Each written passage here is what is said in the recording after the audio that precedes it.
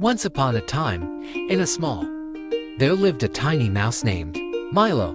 Milo was no ordinary mouse. He had a big appetite and an even bigger sense of adventure. Every day, he would scurry through the village, searching for delicious treats to satisfy his endless hunger. One sunny morning, Milo woke up with a rumbling stomach. He had dreamed of a giant cheese wheel the night before, and the thought of it made his mouth water. Determined to find something equally delicious, he set off on his daily quest. Milo scurried past the bakery, where the warm scent of freshly baked bread wafted through the air. He peeked inside and saw a golden loaf cooling on the windowsill. His stomach growled, but he knew the baker's Whiskers was always lurking nearby.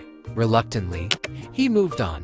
Next, he passed the fruit stand, where piles of juicy apples, ripe strawberries, and plump grapes were on display. Milo's eyes widened, but the farmer's dog, Bruno, was snoozing right beside the stand. Milo sighed and continued his search. As he wandered further, Milo noticed a small, crumbling cottage at the edge of the village.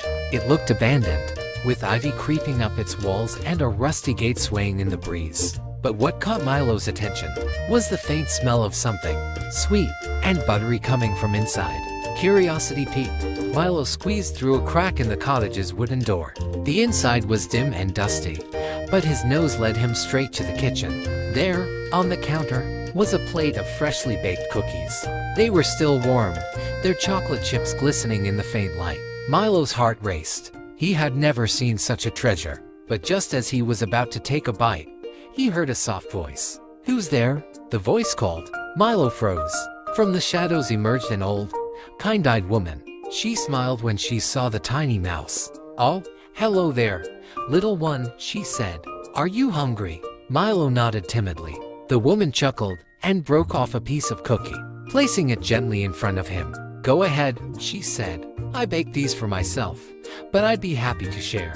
Milo nibbled on the cookie, savoring every bite. It was the most delicious thing he had ever tasted. When he was done, the woman offered him more, and soon, Milo's belly was full. From that day on, Milo visited the old woman's cottage regularly. She always had a treat waiting for him, and the two became unlikely friends. Milo learned that the woman, named Clara, lived alone and enjoyed the company of the little mouse.